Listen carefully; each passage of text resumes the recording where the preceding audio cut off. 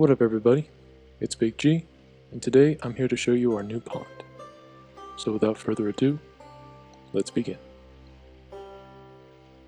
The pond is a 35-gallon hard plastic tub, at 38 inches in diameter, 38 inches in depth, 15 inches in height, and underneath it is a black weed tarp to prevent the roots from digging into the tub. The plant is a violet tropical water lily.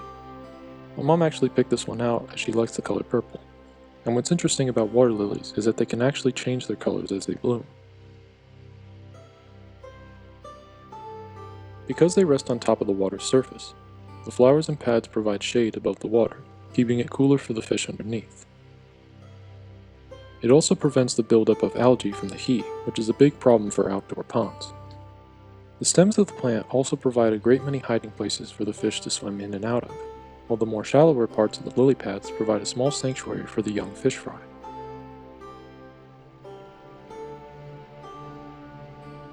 In the pond I have about 20 eastern mosquito fish. They're a small species of freshwater fish, and despite their small size, they're incredibly resilient.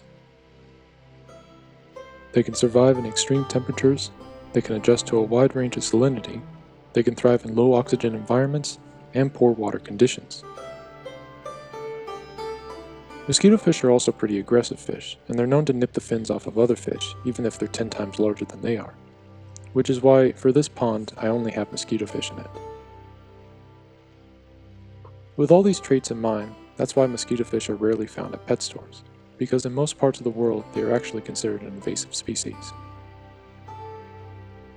Lucky for me, this fish species is actually native here, and I happen to have caught them from a local river. In the wild, mosquito fish primarily eat mosquito larvae, hence where they get their nickname. But they also eat worms, shrimp, and other insects, as well as algae and detritus, which makes them a great control for mosquitoes and other insects that lay their larvae in the water, as well as a great pond cleaner for algae. I also have a bunch of pond snails, which I unfortunately don't have any videos of at this moment, but I guarantee you they're definitely there hiding in the rocks. They're great at removing algae, sludge, and waste on the bottom, and with their tough shell, the mosquito fish don't even bother them. But the snails do have to be checked on from time to time to make sure the snails only eat the algae, and not the plant's leaves. With the combination of the snails, mosquito fish, the water lily, and myself hand cleaning the tub, is why I don't have a filter. Although if I decide to get bigger fish in the future, I will get a filter. Trust.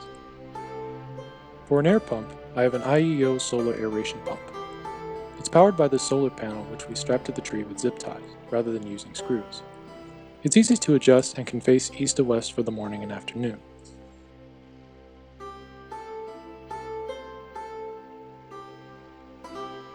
The solar panel connects to a USB cable to the aeration pump, which is kept inside this outlet box. It's easy to manage and it protects it from the rain, dust, and dirt. The pump itself has 3 separate modes you can run: an intermittent mode, a continuous mode, and an energy-saving mode. It is then connected by 2 oxygen tubes and 2 bubble stones at the bottom of the tub.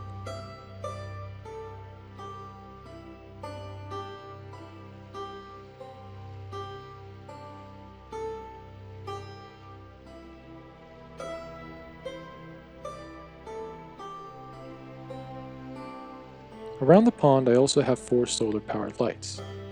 They simply stick into the ground using stakes, and as they soak up energy during the day, they light up great during the night.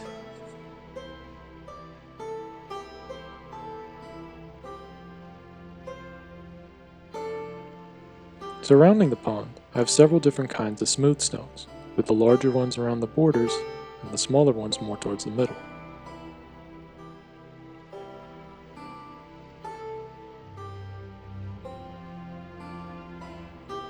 Some of the larger, lighter stones we bought from a local gravel pit, while some of the smaller, darker ones, like these for example, I actually found naturally in the river alongside the mosquito fish.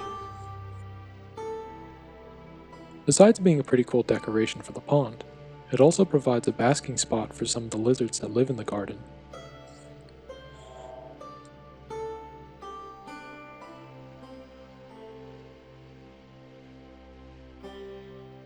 All in all, this pond cost just a little over $300. And it shows with just a little bit of money, alright, maybe a slightly little bit more amount of money, with research and patience, you can make your very own awesome little pond.